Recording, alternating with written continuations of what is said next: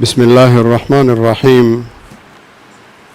الحمد لله رب العالمين، والصلاة والسلام على رسول الله نبينا محمد صلى الله عليه وآله وصحبه ومن تبعهم بإحسان إلى يوم الدين. رب اشرح لي صدري ويسر لي أمري wahlul uqdatan min lisani yafqahu qawli wa ba'd. Baada ya kumsifu Allah na kumtakia rehma mtume wetu Muhammad sallallahu alayhi wa alihi wasallam, yaqulu al-haqq tabaraka wa ta'ala, a'udhu billahi minash shaitanir rajim, bismillahir rahmanir rahim. Hamim, tanzilun minar rahmanir rahim, kitabun fussilat ayatuhu Qur'anan Arabiyya liqaumin ya'lamun. Sura yetu tunaokwenda nayo ni Surat Fussilat, ambayo bado tunazungumza mazingira iliyoshukia sura hii, mazingira ambayo yalishukia sura hii.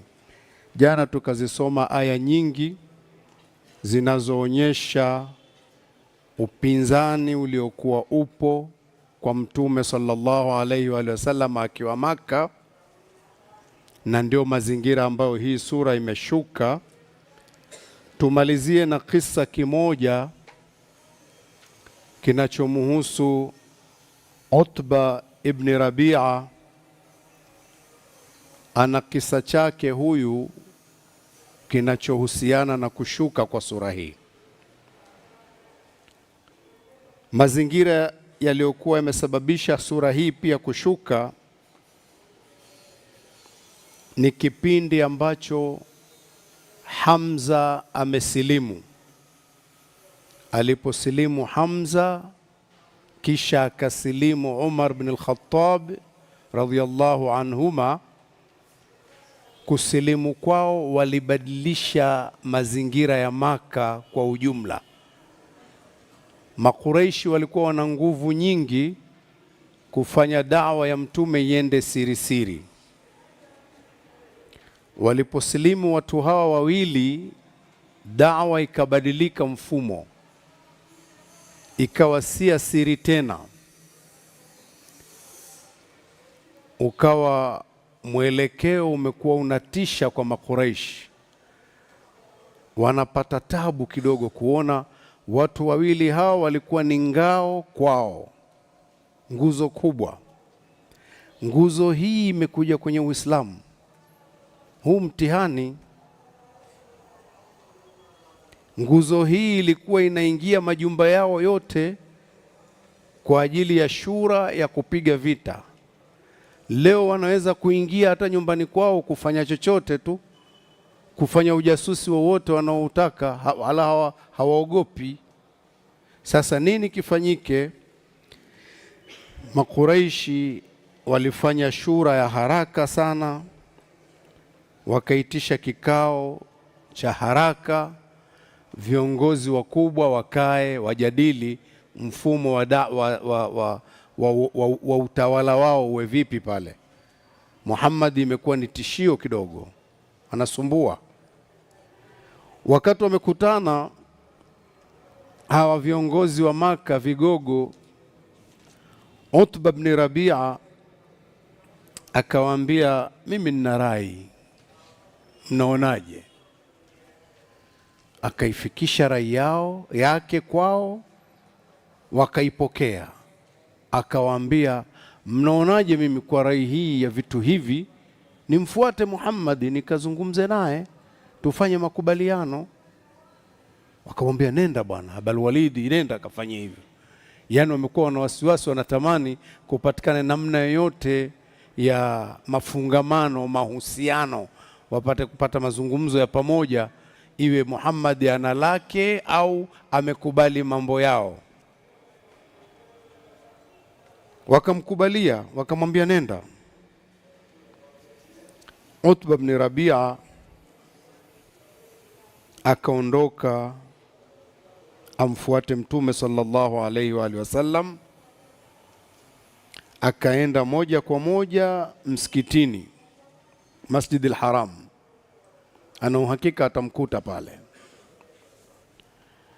Alipofika msikitini akamkuta Mtume sallallahu alaihi wasallam amekaa pahali peke yake.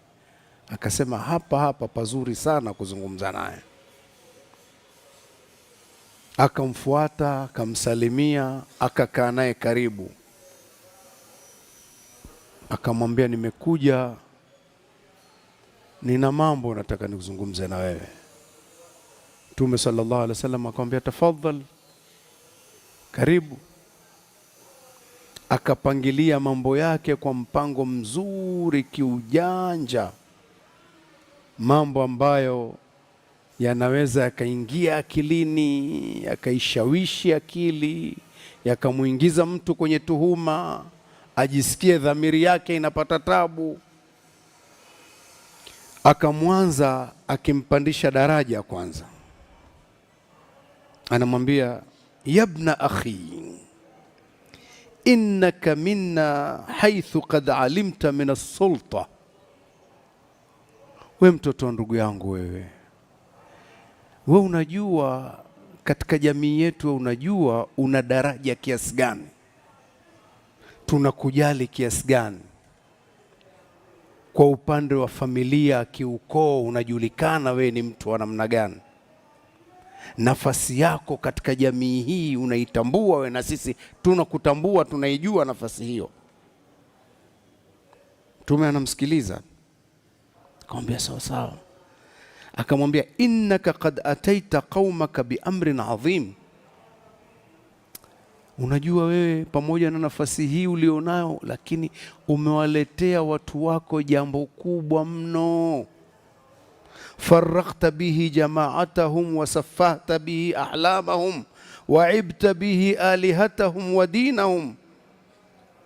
Jambo lako ulilolileta kubwa limepangua umoja wao, umewafanya wanajisikia vibaya, kila kitu chao umekifanya kibaya, umewatia aibu miungu yao, dini yao umeifanya si chochote. Wakafarta bihi man madha min abaihim, umewakufurisha wazazi wao waliokufa, manake wamekufa vibaya kwa maelezo yako. Famalaka anta waliddin, malaka anta waddin. Hivi wewe na haya mambo uliokuja nayo ya dini, hii dini uliokuja nayo wewe, na dini wapi kwa wapi Muhammad wewe bwana? Daa dina li ahli din, waachie dini watu wa dini hao. Makuhani ndio watu wa dini, wale watu gani kule kama vile wanaswara, kuna vigogo wanajulikana wale bwana, waachie watu wa dini. Wewe na dini wewe.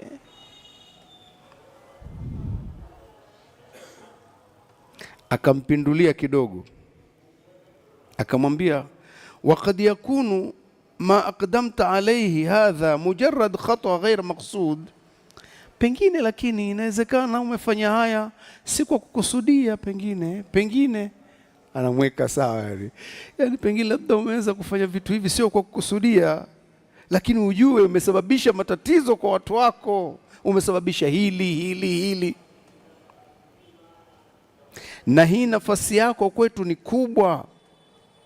Sanaridhu alaika umuran fakhtar minha ma shi'ta, sisi tutakuletea mambo fulani uchague katika hayo.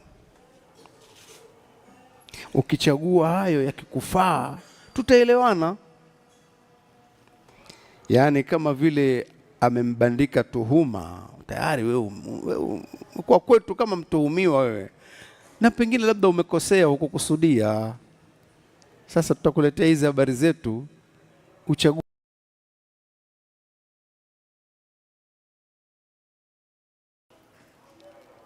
Wewe zungumza, mimi nakusikiliza. Akamwambia, jambo la kwanza katika tuliokuja nayo, yabna akhi, in kunta innama turidu bima jita bihi min hadha al-amr malan, kama wewe hili jambo ambalo umelileta umelileta ukiwa lengo lako ni kupata mali, jamaana laka min amwalina hatta takuna aktharana malan, sisi tu kwa umoja wetu, yani wale umoja wao vigogo wa Maka, tutakukusanyia mali zetu mpaka utupite, uwe umetuzidi mali wewe. Kwa umoja wetu tafanya juhudi yote mpaka wewe utuzidi. La kwanza hili. Jambo la pili, wa in kunta turidu bihi sharafan sawadnaka alaina hatta la naqta amran dunak, kama umekuja lengo lako ni ukubwa, labda uongozi, sisi tutakufanya kiongozi wetu, tusikate amri yoyote yako, hatuwezi kuamua jambo mpaka upitishe wewe. Kama lengo ilikuwa labda haya unaotuletea ni kuwa mkubwa, kuwa kiongozi. La pili, wa in kunta turidu bihi mulkan malaknaka alaina, malaknaka alaina, kama lengo ni kuwa kiongozi, mfalme, maana ili kutaka utukufu. Mwanzo nimesema uongozi utukufu, kama ni cheo sisi tutakupa daraja ya cheo, kama ni ukubwa wa uongozi tutakupa uongozi kwetu, utakuwa ndio mfalme wetu, kiongozi wetu kabisa. La nne, ambalo kidogo la utovu wa nidhamu, lakini bado akalizungumza kwa njia ya adabu vile vile, ikiwa hili ulilolileta pengine labda ni aina fulani ya shetani, au kuna kitu kidogo kimekuathiri, umeathirika kiakili hivi, unahitaji tiba, si tutakutibu, tutatafuta tabibu wa kutibu. Tutafanya kila namna mpaka tumpate tabibu aweze kukutibu.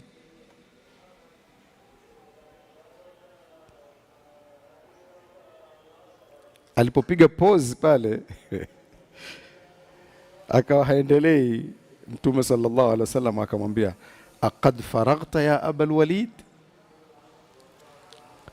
umemaliza yote uliokuja nayo Abul Walid? Abul Walid akasema naam, nimemaliza. Hapa Mtume sallallahu alaihi wasallam akamwambia, fasma minni, sasa nisikilize mimi. Yule bwana mkubwa yule alikuwa anaona moja kwa moja ni kuambiwa tayari, lakini sasa itabidi asikilize. Si umemletea nani zako, sio yale proposal zako umeshazileta, si ndio hivyo? Sasa si unamsikiliza upande wa pili? Akamwambia sasa fasma minni. Utba akasema, ambaye ndio Abul Walid, Utba ibn Rabi'a akasema, af'al, nitakusikiliza. Na Mtume sallallahu alaihi wasallam alikuwa anatafuta fursa hii ya kusikilizwa. Watu wameshaambiana msimsikilize huyu. Sasa wewe umekuja mwenyewe leo, utasikiliza usikilize? Utasikiliza. Akatulia, japo hapendi kusikiliza yatakayokuja, hajui atasikiliza nini, lakini lazima asikilize. Pengine atakajibu proposal zako, si ndio hivyo? Akamwambia nitasikiliza. Mtume sallallahu alaihi wa alihi wasallam hakutoa maneno sasa kichwani mwake, alianza bismillahir rahmanir rahim, hamim, yale tanzilu minar rahmanir rahim. Baada ya hamim, hamim, tanzilu minar rahmanir rahim. Haya ninayokueleza ni uteremsho unaotoka kwa yule Allah mwenye huruma kwa viumbe wake wote duniani, anawarehemu. Anayetii na asiyetii anapata rehma kwa nani? Ar-Rahman, ambaye ni Ar-Rahim, atawarehemu akhera watakaotii tu. Abul Walid, utasikiliza usikilize? Lazima asikilize, sawa sawa.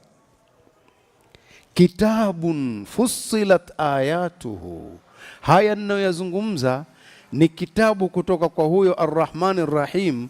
Fussilat ayatuhu, zimefafanuliwa vizuri aya zake. Qur'anan, ni kisomo arabiyan, cha lugha yenu kabisa Waarabu nyinyi. Liqaumin ya'lamun, kwa watu wenye kufahamu vizuri hii lugha. Utba anaifahamu, haifahamu? Si ndiye aliyechaguliwa kuja hapo? Mtu mwenye hekima kushinda wenzake amekuja, manake anasikia, si ndio? Utba ibn Rabia anasema nimepatikana leo hapa. Ujumbe huu unaotoka kwa Ar-Rahman Ar-Rahim, bashiran, unaleta habari njema kwa watakaoamini, wa nadhiran, na unaonya, ni ujumbe wenye kuonya kwa watakaokataa. Wenye kuamini wakakubali, kuna mambo mazuri wakinikubali mimi ni nabii. Huu ujumbe ambao ni kitabu kimekuja kwa lugha yenu, bashiran, unatoa habari njema, sawa sawa eh? Wa nadhiran, na unaonya. Ujumbe huu fa'aradha aktharuhum, wakaupuuza wengi wao wanaoitambua lugha. Walidi anajua hilo, halijui? Fa'aradha aktharuhum, wakaupa mgongo wengi wao ujumbe wenye kuonya vizuri. Fahum la yasmaun, wakawa hawausikilizi, na wakiusikiliza hawausikilizi kwa manufaa. Ameingia kwenye mtego, hajaingia? Ameingia mtegoni, hana namna, lazima ausikilize ujumbe wote. Waqalu, na wakasema hawa wenye kuelezwa ujumbe huu, manake ni kweli wamekwisha sema huko, na huu ndio hapa ametumwa sasa kuja kusikiliza, atawafikishia wenzake, si ndio hivyo? Waqalu, na wakasema hawa wenye kujua lugha hii, qulubuna fi akinna, mioyo yetu iko kwenye vifuniko kabisa, imezibwa, imehifadhiwa, kukafungwa juu. Fi akinna, iko kwenye vizibo, vifuniko, aghtiya, ambavyo vimefunika. Mimma tad'una ilaihi, kwenye haya unaotuitia Muhammad, sisi mioyo imefungwa, manake hatukuwezi kukuelewa, si ndio hivyo? Ndivyo walivyosema hawa wenye lugha hii walipoletewa kitabu hiki. Wa fi adhanina, wakaendelea kusema watu hawa, na katika masikio yetu, waqrun, kuna nta, kumeingizwa vizibu nani kabisa, gundi, nta, manake samamun, uziwi. Tumeshakuwa kuna uziwi sasa, manake Muhammad unapata tabu, unaongea na watu ambao ni viziwi, hawakusikii. Ndivyo walivyosema. Wa min bainina wa bainika, na kati yetu sisi we Muhammad na wewe, katikati yetu sisi, hijabun, pana kizuizi. Wakasema hivyo watu hawa ambao ndio waliokutuma wewe. Umetumwa na watu waliosema maneno haya. Wa min bainina wa bainika hijabun, na kati yetu sisi na wewe kuna pazia au kuna kizuizi. Kizuizi ambacho kinafanya ujumbe wako hauji kwetu, wakati ni lugha yao wanaoielewa. Watu wakasema hivyo. Mwisho wakaniambiaje watu hao? Wanasema fa'mal innana amilun, fanya mambo yako, usijali habari zetu, na sisi amilun, tunafanya ya kwetu, hatujali habari za kwako, endelea na zako. Watu wakaniambia hivyo. Mmeipata picha? Mtume anaambiwa qul, sema uambie, manake ndo tayari anamwambia huyu mjumbe, si ndio hivyo? Qul, sema uambie, innama ana basharun mithlukum, mimi ni mtu mfano wenu, yuha ilayya, ninafunuliwa wahi, naletewa ujumbe kwangu mimi, unaletwa ujumbe, annama ilahukum ilahun wahid, ya kwamba mwabudiwa wenu anastahili kuabudiwa ni mwabudiwa mmoja tu. Nyi mnawaabudiwa wengi, mmejipangia taratibu za ibada za kwenu, lakini anastahili kuabudiwa wenu, mwabudiwa wenu anastahili awe ni ilahun wahid, mwabudiwa mmoja tu. Mwabudiwa mwenyewe anakupeni amri hii, fastaqimu ilaihi, nyookeni kuelekea kwake, kuweni na istiqama, shikeni njia ya kwenda kwake. Istaqimu ilaihi, kuweni na msimamo wa kwenda kwake huyu mwabudiwa peke yake. Tena wastaghfiruhu, na mumuombe msamaha kwa hizo habari mlizozifanya zote, kumshirikisha siku zote, mumefanya vitu si sahihi. Al-Kaaba mumeijaza masanamu, mnafanya vitu mnavyotaka wenyewe. Istaghfiruhu, muombeni msamaha, atakusameheni.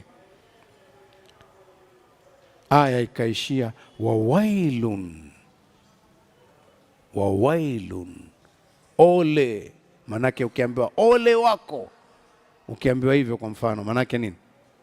Tishio hilo, ole wako. Manake kuna adhabu pengine uiwezi hapo. Wawailun, ole wao. Nani? Lilmushrikin, ole wao washirikina wanaomshirikisha huyu mwabudiwa mmoja. Anaelezwa bwana aliyetumwa kupeleka ujumbe, kana kwamba anaambiwa nenda kawaambie wailul lilmushrikin, ole wao wote wanaomshirikisha ilahun wahid. Mushrikina wenyewe kina nani? Alladhina la yu'tuna zakat. Hapa pana kitu kidogo kina ugeni, kinahitaji maelezo mengi. Baadhi ya mufassirina wamesema alladhina la yu'tuna zakat, wale watu ambao hawaleti utakaso, manake hawajitakasi kwa imani kumwamini Allah. Na tafsiri ya itau zakati inajulikana kutoa zaka, si ndio? Zaka kipindi hicho haijafaradhishwa, bado ni kipindi cha Maka. Zaka imefaradhishwa Madina mwaka wa pili.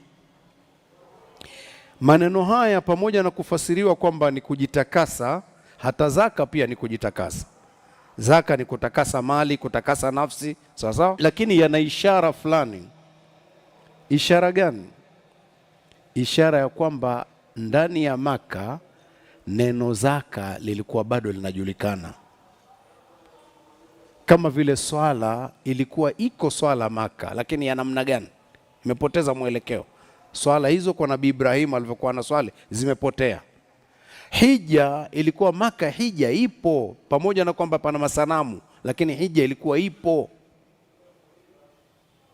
Mnanipata vizuri hapo? Ile Al-Kaaba iliyojengwa na Nabii Ibrahim, ile Nabii Ibrahim kabla hajafa amekwisha fundisha vitu pale, pana dini inajulikana. Sawa? Na dini yenyewe ni Uislamu, ndio maana Al-Kaaba iko pale. Na Uislamu kwa kawaida una hija, una swala, una zaka, sawa, unafunga, kwa namna hizo zilizokuwa kipindi hicho.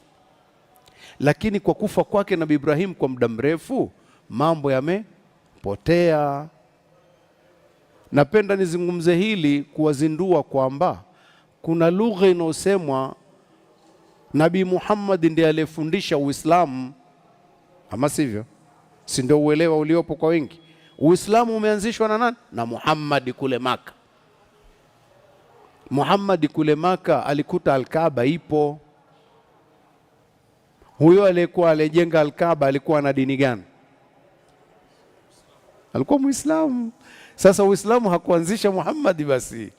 Muhammad alichokuja kukifanya ni nini? Mungu amesema katika Qur'an, thumma auhaina ilaika, kisha tukakufunulia wewe Muhammad, anittabi, ya kwamba ufuate millata Ibrahima, mwendo ule wa Nabii Ibrahim uliokwisha potezwa.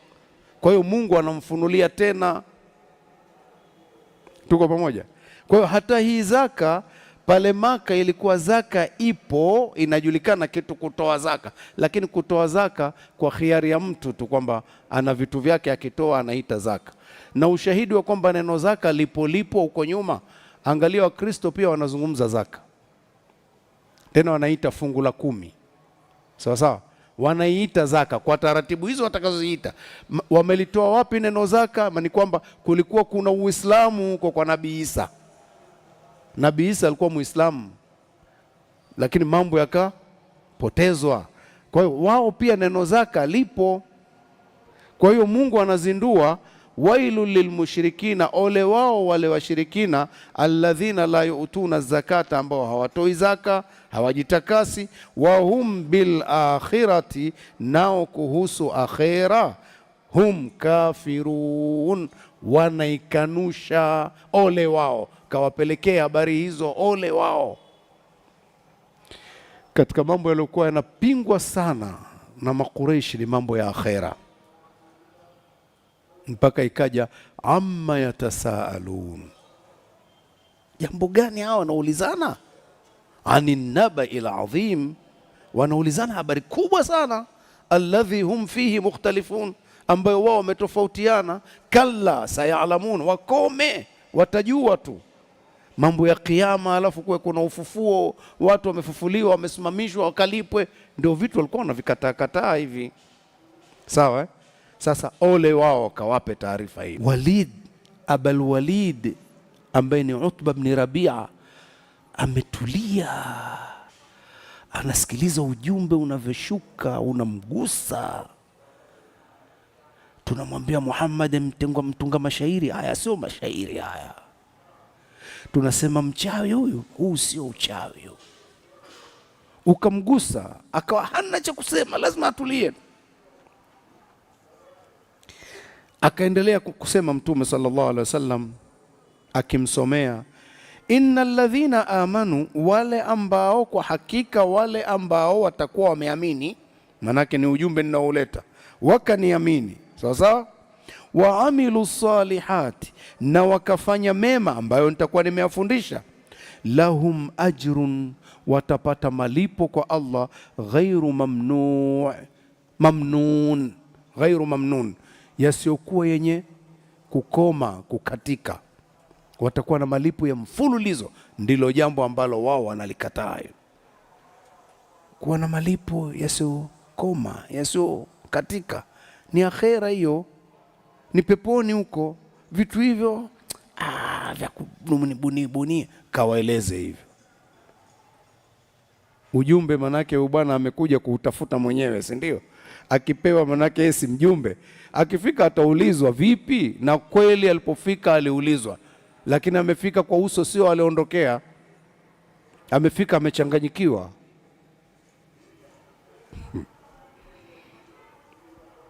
Innal ladhina amanu, kwa hakika wale walioamini, waamilu salihati, na wakafanya yaliyomema nitakayowafundisha, lahum ajrun, ni ya kwao malipo, ghairu mamnun, malipo ambayo hayana kikomo, hayatokatika, hayana mwisho. Ni peponi huko, sawa sawa eh? Ndiko hakuna mwisho. Mtu akishafika, kwanza kwa ujumla tukishakufa huko tunakokwenda hakuna mwisho.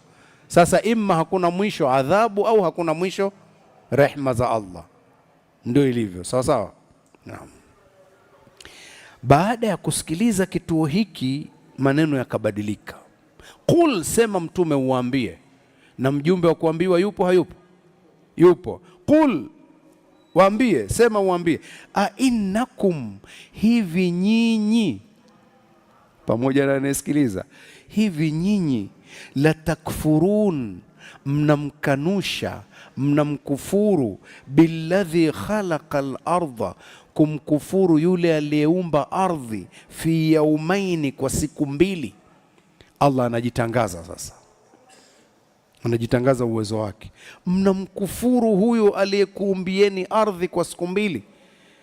Hii kwa sasa hivi msiweke maswali, mtakachokisikia sasa hivi nakipitia hivyo hivyo tu, sawa eh? Insha Allah tukikutana tena kesho, kutakuwa kuna ufafanuzi kwa aya nyingine zitakazotoa majibu ya yale ambayo yatakuwa yanatatiza. Insha Allah, Mungu atuweke hai.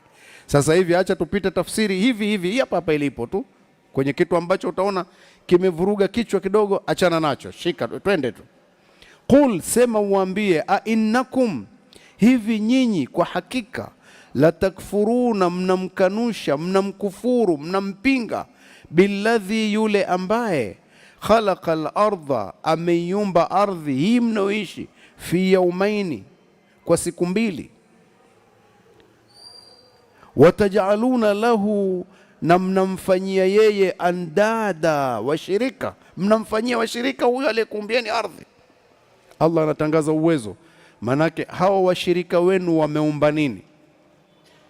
Hakuna kitu. Huyu amekuumbieni ardhi kwa siku mbili, amejitangaza nguvu zake Allah. Siku tukizungumza siku mbili hapa kwenye akili haraka haraka isije siku mbili unazozijua za masaa 24. Zisije hizo, ondoa hizo. Kwa nini zisije hizo? Kwa sababu hapo akiumba ardhi hii Allah, ilikuwa masuala ya kuwa kuna masaa 24 hayaja kuwa tayari. Ngoja nzisogeze akili kidogo haraka haraka. Usiku na mchana ulianza upi? Kipi kilianza, usiku au mchana? Kwa ushahidi gani?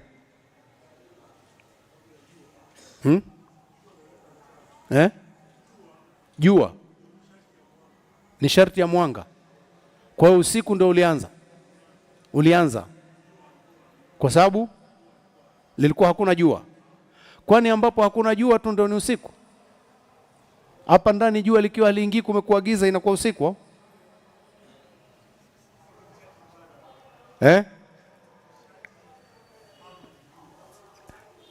Kama jua lilikuwa hakuna, manake hakuna usiku, hakuna mchana. Ndio maana yake hiyo, ama sivyo? Anasema mchana naye ushahidi wake.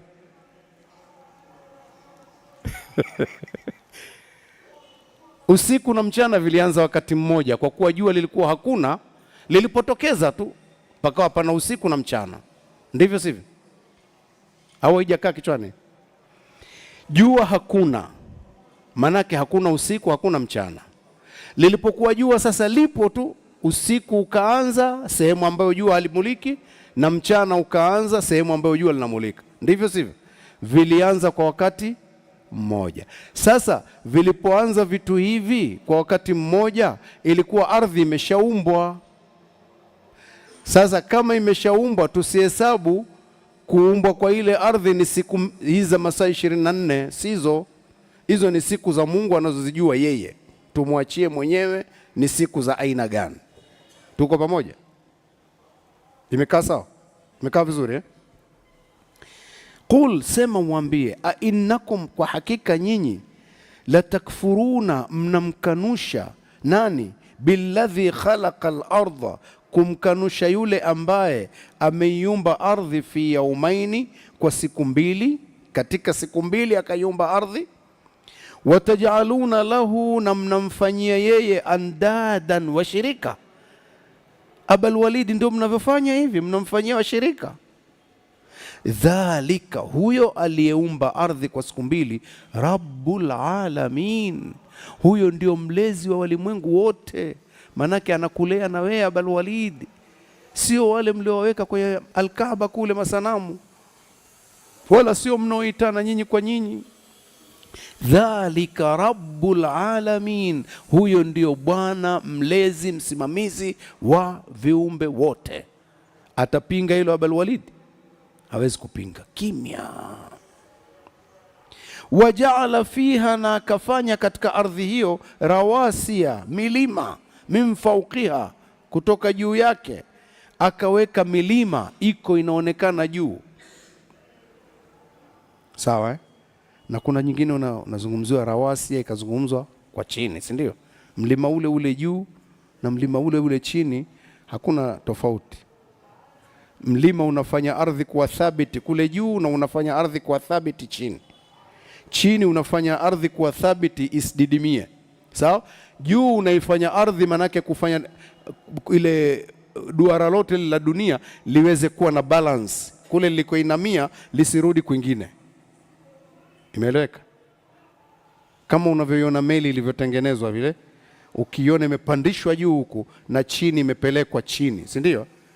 Kama ingekuwa juu mzigo umewekwa juu na majumba yale, alafu haina kina iliyokwenda chini, ingepinduka tu. Sasa unavyouona mlima hivi, fikiria kama jino unavyoliona gego lilivyotokeza alafu na lilivyopelekwa ndani. Sawa sawa? Sasa kwenye dunia, kwenye mlima unauona umetokeza vile, Mungu akaujalia chini ukaenda kina, halafu tena ukasambaa sehemu kubwa tu. Kwa hiyo akaufanya rawasi, ufanye dunia iwe ni thabit, imara. Min fauqiha, juu yake. Waqaddara fiha, ndio Wabaraka fiha, na akatia baraka, akabariki katika hiyo dunia. Waqaddara fiha aqwataha, na akakadiria katika dunia hiyo, katika ardhi hiyo akakadiria aqwataha, vyakula vyake, fi 4 ayamin, katika siku 4. Haya mambo yanayozungumzwa hapa, baraka fiha wa qaddara fiha aqwataha, ametia baraka katika ardhi hiyo na akavikadiria, akavipangilia, akaviweka vyakula vyake, fi 4 ayamin, kwa siku 4. Kwa hiyo kuna 2 za kuumba na 4 ukijumlisha 6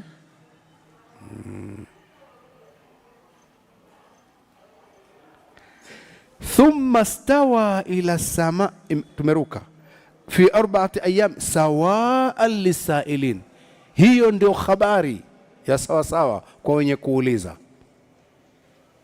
Ukitaka kudadisi, mpango ni huo. Kaumba ardhi kwa siku 2, akaitia baraka, akaweka vitu vyake, akakadiria chakula chake kwa siku 4. Zimekuwa ngapi? 6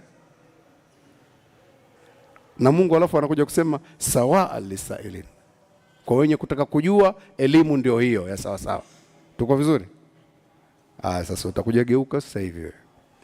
Thumma stawa ila samai, kisha akaielekea mbingu Allah. Wa hiya dukhanun, nayo ikiwa ni moshi, bado ni gesi tu, moshi. Faqala laha, akaiambia mbingu, walil ardi, na kuiambia ardhi, itiya, njoni, tawan, kwa utiifu, kwa unyenyekevu, au karhan, au kwa nguvu, manake kwa khiari au kwa nguvu. Sawa, zinapewa amri mbingu na ardhi. Qalata, zikasema, ataina taiina ya Rabbi, tunakuja tukiwa watiifu, wanyenyekevu. Huyo ndio Bwana ambaye ni Bwana wa walimwengu wote, huyo Abul Walid, kapeleke habari hiyo. Faqadhahunna, Allah akazihukumu sasa, akaamua kuhusu hizo mbingu 7 samawati, manake anazitengeneza, akazihukumu ziwe 7 samawati, ni mbingu 7, fi yaumaini, kwa siku 2. Zimekuwa ngapi? Zimekuwa 8. 4 za kutia chakula na kubariki, na 2 za kuumba ardhi, si ndio hivi? Na kuelekea mbingu na kuiumba siku 2, ilikuwa sio 6 tena, ni 8. Ndivyo? Ndio maana nilikwambieni mtakuja niuliza maswali alafu baadaye. Zinakuwa 8 hizi. Sawa. Wa auha, na akafunua wahi, manake akapangilia Allah, akazipa oda yake, akaziamrisha, akaziweka. Fi kulli samain, akaweka agizo katika kila mbingu, amraha, mpango wake. Akaifunulia kila mbingu mpango wake uwe nini, manake ni kiasi cha kuiambia kun fayakunu, si ndio? Nataka akili ifanye kazi kidogo. Kama vile tulivyokuwa tuko matumboni, Allah alivyozungumza, akapanga chakula chako, akaandika mambo yako, si ndio hivyo? Akaandika utakuwa mtu gani, si ndio hivyo? Ushafika duniani hapo? Bado. Kwa hiyo hivi vitu kwa Allah ndio anaumba hivyo. Anaitaka mbingu iwe hivi, tayari agizo hilo. Ardhi, vyakula viwe hivi, mpaka leo bado vinatoka. Vilishatengenezwa siku hiyo, tangu siku hiyo, kwa siku 4 hizo. Hichi unakuchukula leo wewe, kilitengenezwa siku 4 hizo. Sawa sawa, tuko pamoja? Wazayyana samaa, na tukaipamba mbingu, ad-dunya, hii ya chini. Mbingu ziko 7, sio? Hii ya chini tukaipamba, bimaswabiha, kuipamba kwa taa.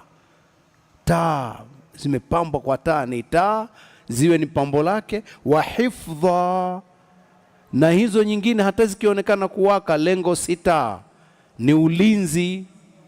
Kwa hiyo ikapambwa kwa taa na ikapambwa kwa ulinzi, ikawekewa ulinzi. Nyingine ni ulinzi zipo pale, nyingine ni taa kung'ara, nyingine ni ulinzi asipite asiyetakiwa kupita. Kuna wale yastariquna sama, majini ambao wanataka kuiba kauli za malaika kule, ziko pale hifdha. Kwa hiyo kuingia mbinguni sio jambo rahisi kwamba anakwenda kuingia mtu yote. Hata ukiwa na kifaa cha kusafiria kwenda huko, huingii kwenye mbingu.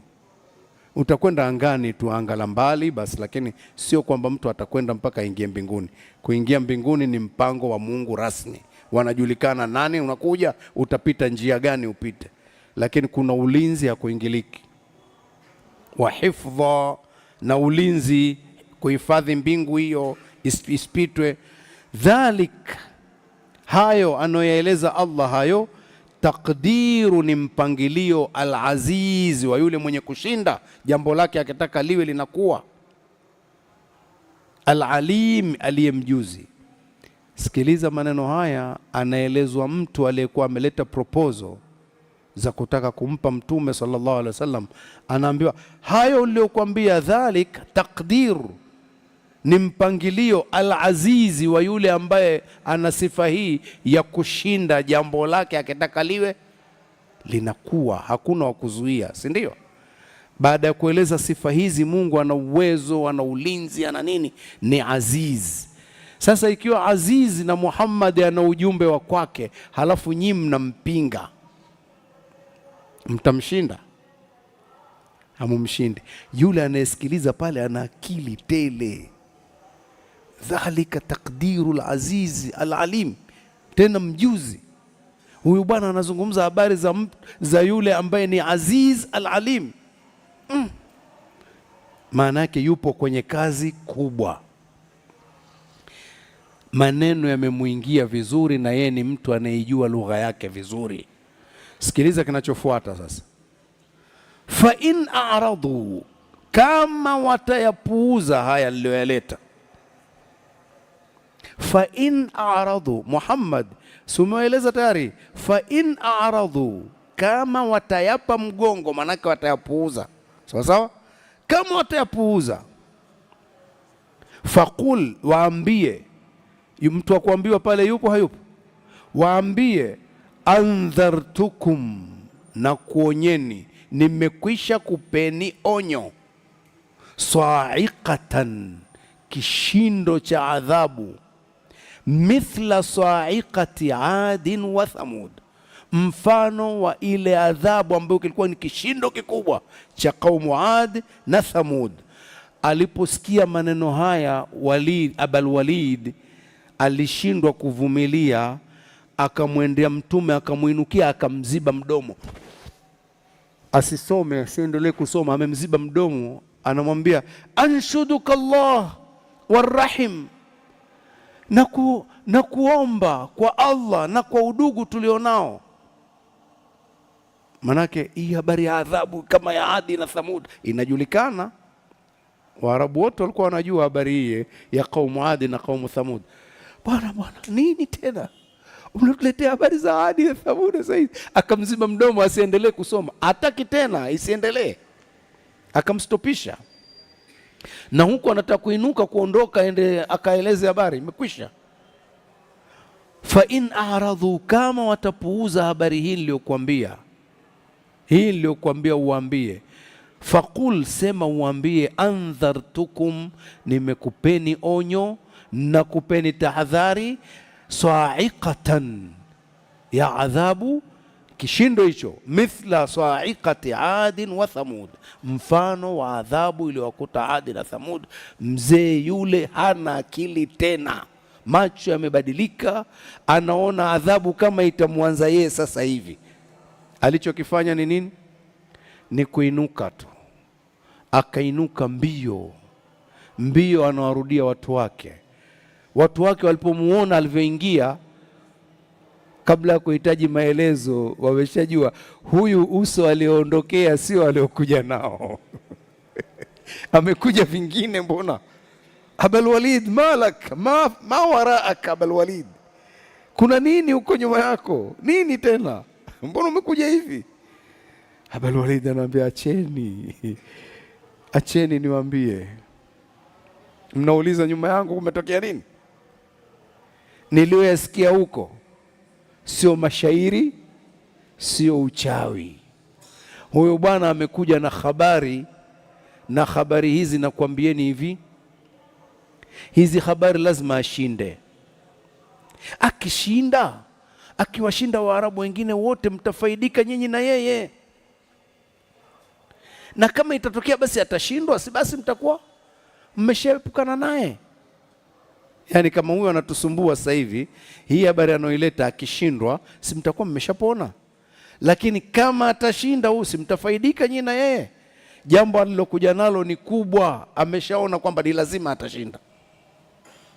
Wakasema Abul Walid saharaka bilisani, ameshakuroga huyu na ulimi wake huyu.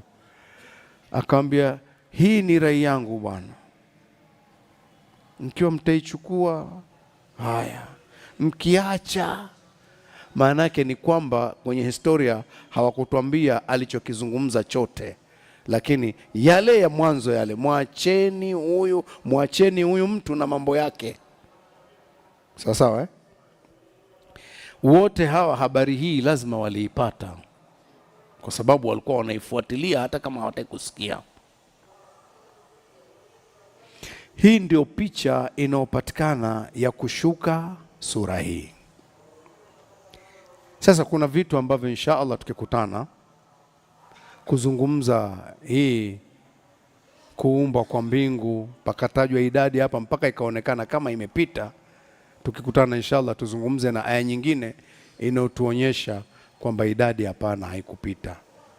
Kwa taswira ya haraka haraka tu, taswira ya haraka haraka, lugha ya hesabu za kawaida zipo. Unaambiwa yai moja linachemshwa kwa dakika 5 kwa mfano. Yakiwa 10 utahesabu kwa dakika ngapi? Utaongeza sifuri. Si unaona kama kumbe hesabu ya namna hiyo inaweza ikaja. Basi na hapa pia pana hesabu inayofanana na hiyo. Inakuja hesabu inayofanana na hiyo. Aya nyingine imeweka hesabu ya namna hiyo.